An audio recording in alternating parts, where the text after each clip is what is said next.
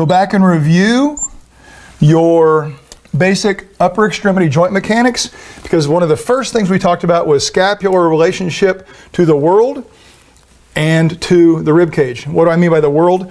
Well, do you see how this thing, remember, never gets, the rib cage is not flat. So this thing never gets in the frontal plane of the body the way it's commonly depicted in a two-dimensional, in a book or whatever. But because of that also, as well as the shape of this thing, very often this glenoid never points straight out. And that's what I mean relative to the world, because gravity's specific direction, you're laying on a bench relative to gravity. That's what I meant by the world. So keep that in mind. And now I'm going to attempt to draw this arm. And we're going to say it's the same length as the previous one, just so kind of apples to apples kind of idea. And out here was, you guessed it, 10 somethings. Let's call them pounds for now. Got it? So what's the scenario? Well, before we had a deltoid attached at that insertion point there that's typically said to be roughly halfway down.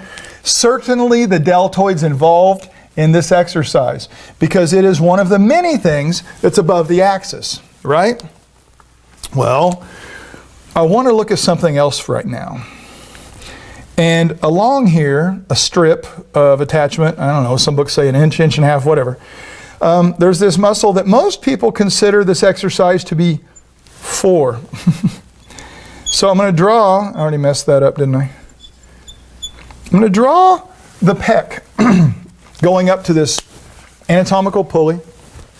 And this, by being roughly halfway between the deltoid attachment and the shoulder, we're going to call this 2.5 inches.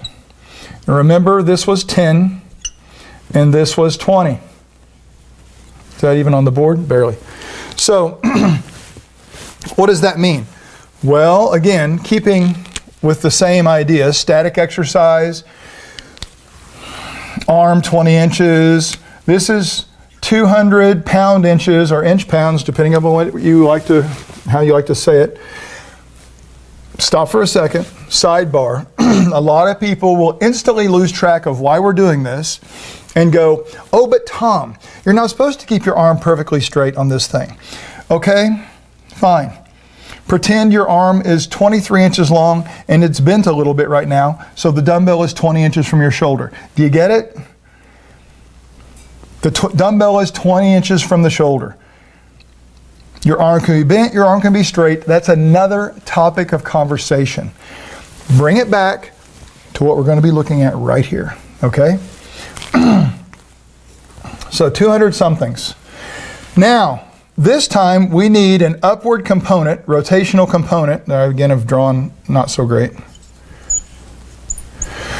from this muscle, if it was the only muscle. Again, oversimplified for the purposes of seeing relationships. Okay, now this has an even smaller moment arm than the deltoid does by, it's like half of this one.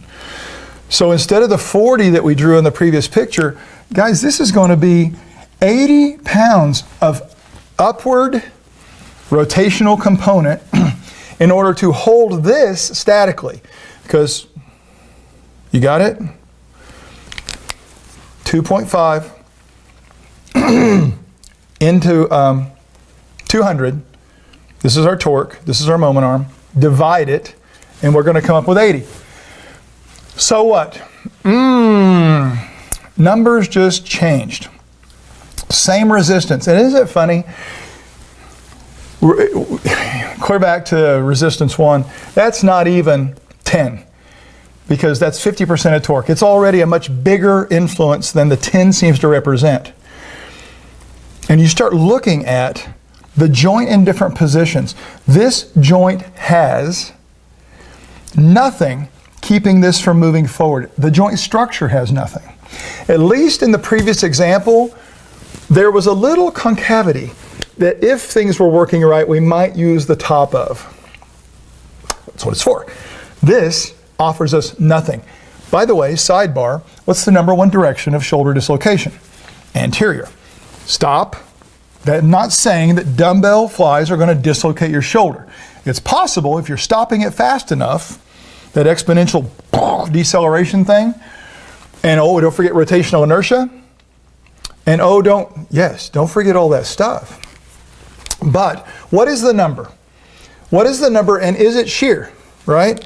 Well, if we go up here, this number is going to be 70, right? There's 70 because it's as simple as this muscle is working so hard due to its mechanical disadvantage to deal with a weight that is relatively light out there. I'm going to ask you this question, kind of in foreshadowing to our little experiment we're going to do. This muscle's pulling more severely on that 10 pounds or on this joint. I mean, if this thing was laying on the ground, forget that. If this was a board laying on the ground, and you had a rope closer to this end, which end's going to come up off the ground? This one. You'd have to stand on this end of the board and push down pretty hard in order to get this to move up, because this is trying to lift you and your foot more than, yeah, see where we're going with this? So now certainly I've drawn a hugely thick rib cage proportionally here, but there is of course still going to be a translatory component that is helping out your supraspinatus and friends that are trying to hold this together to some degree. But something's got to be pulling backwards with 70 pounds, and that's our tissues again. That's the co-contracting tissues, because there's not much structure holding from the front. So there's some major muscle tension creating a rotational component to counter this shear. And the body's pretty good at dealing with that. Nobody ever laid down and did a fly, even did it poorly, and their arm immediately fell apart, right? So don't freak out about this. This is not a doomsday tactic or anything, nothing scary going on here. This just needs to be considered for what does it provide? And could that be provided by any other placement of the load? Well, of course the answer is yes, because traditionally they would say dumbbell flies is for your outer pec, and if you lived through that era decades ago, maybe they still say it. Or it's a shaping exercise and a press is a mass exercise. Unfortunately, your pec didn't get the memo. It hasn't a clue. Your pec just deals with this shoulder. What may change is what happens to the shoulder in response to this exercise and the way it's executed commonly. Change the rate of deceleration. There's a lot of things you can change, as you're going to see, that might alter this. And let's play that game a little bit. So what I'm going to try to do, try to remember these numbers, okay? Because I'm going to change some things. Oh no, I can leave those there for now. Because the first thing I need to do what we did before. I'm going to bring this up to like right here. And in order to make a press that's the same resistance torque, same degree of challenge, you guessed it, at half the distance, I'm going to have to make this 20 pounds. Got it? Same idea as before. And that again gives us our 10, 20, that gives our 200 again. So as far as the muscles know, it can still do 8 reps before it fails or whatever the heck. Okay, but what did that change here? And you can already see that, I bet. If we take this and take away this, we end up with a different number. We end up with 60 pounds or whatever of shear upward. And why is it shear? Because of the contact surface relationship here. If this was a hip and this thing had something coming over the top and the bottom of it, that would be compressive on this part of this joint. Does that make sense? So that's how we know it's shear. You cannot just run around saying shear, shear, shear just because you saw it in one thing that I happened to show you. If this changes relationships right here throughout the course of the exercise, it may not be shear anymore. This is scenario specific, and the scenario means every specific thing I've attempted to show you right here. Does that make sense? So.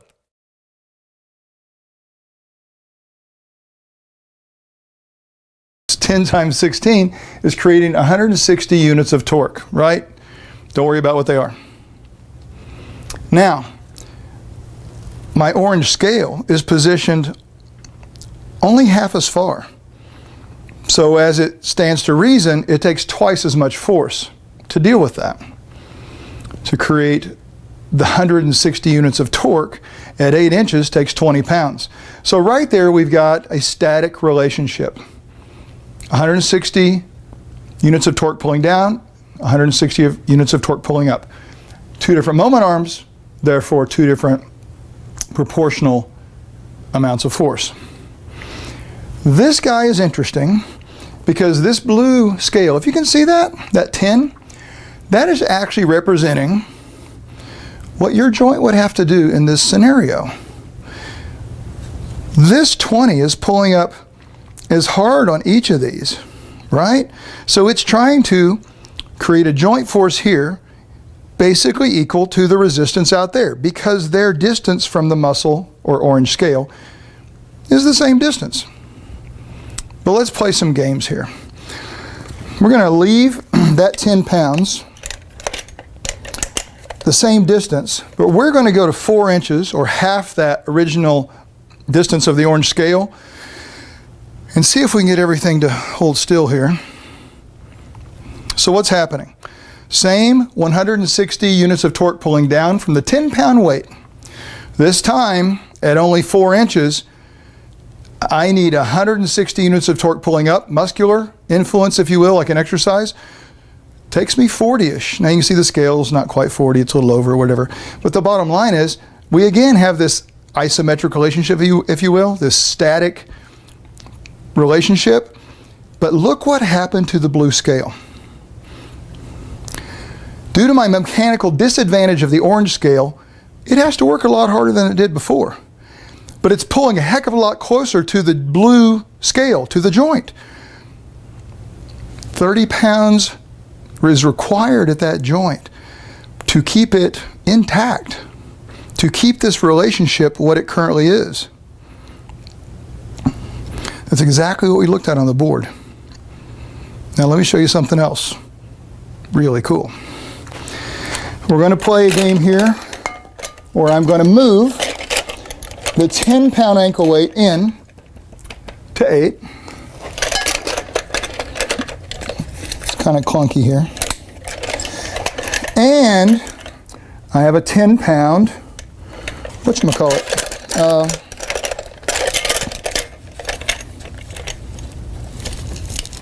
kettlebell. So if I can get all this hooked up and make sure the scales are still on pounds because they like to change units. Oh, we're good. So now, well, let's describe what happened. How about? Wow, that's more weight, Tom. It's not any more torque though, is it? Is it? Right? At 8 inches,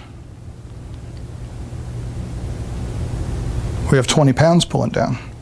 That's still 160 units of torque as resistance. My muscle has no clue that changed. My orange scale reads, again, roughly 40 because it's required to have the same torque that it did a minute ago because the resistance torque's the same. So the exercise, in essence, as far as muscular challenge, would be the same. But I want you to look at the blue scale. Can you see it? You notice whether I lean out or lean in, it changes due to the directness of the pull. But it's roughly 20 pounds. We doubled the weight. And the joint forces went down? Yes. Yes. Because of the placement of the load. Torque's the same. Virtually speaking, the exercise challenge is the same. But the joint forces have been improved. Objectively improved.